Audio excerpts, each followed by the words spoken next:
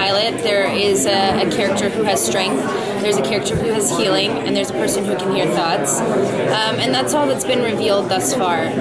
My character's journey in figuring out what her gift is has a lot to do with the fact that she comes from a scientific background and is atheist. It's not something where you're going to be given a gift and she's going to believe it. It's going to be a struggle for her to discover it, A, and B, to accept it, and ever to use it.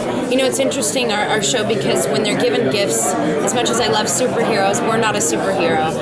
It comes with a cost. There is a downside to having the gift. And not just where, for instance, you know, the person who can hear negative thoughts because they're negative, you know, that might be hard on them. There's actual physical things that happen as well.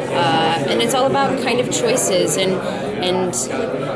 uniting this, like, in spite of differences, in order to save the world from an impending apocalypse. You know, when you put ordinary human beings in a position where you have an impending apocalypse, it raises the stakes. But then when you're given this gift where you could possibly save humanity or be another manipulative side, there's a lot of gray area, and there's no right or wrong at the end of the day, which is interesting to me. So as the scientist, are you the focal point for all these other messengers who have all these other abilities? Do you kind of analyze and bring them all together? Yeah, you know, I think everybody kind of has their own viewpoint. I think that coming from a scientific standpoint, the audience will be able to relate to Vera's character for a while a little bit better, because it all feels a little strange and not something anybody's ever really experienced in our human realm that we understand.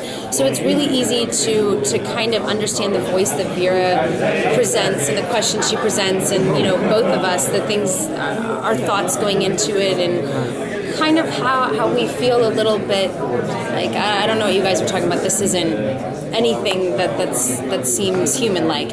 You know, coming at it from a scientific perspective, you want answers. You know, you theorize, you prove it, and if you don't prove it, you come back with another theory and you test it. So, do you have to go a lot into research and science in the radio? Actually, when we shot the pilot, she had gone and done a lot of research. I was cast maybe a day or two before I had to go work.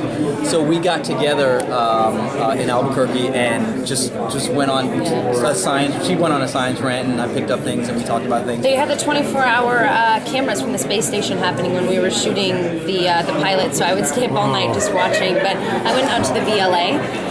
Up in Pasadena, and I spent like 2 days out there.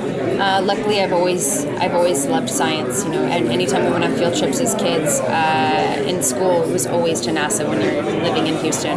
So luckily, I was raised around that, and it's kind of what drew me to Vera.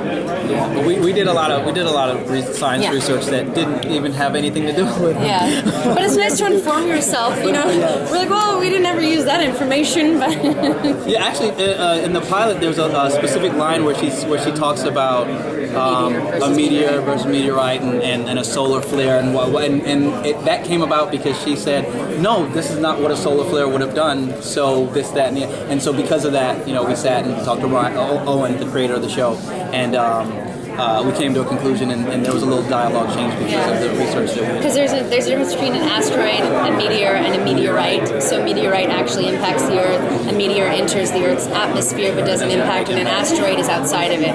And there was at one point they said, you know, it has to be a meteor, and I'm like, I would never pick up a rock that I am holding from the Earth that actually impacted and say meteor. I would say meteorite. And everybody had to kind of go look it up and figure out what it would be. But, you know, I think that you have to pay respects to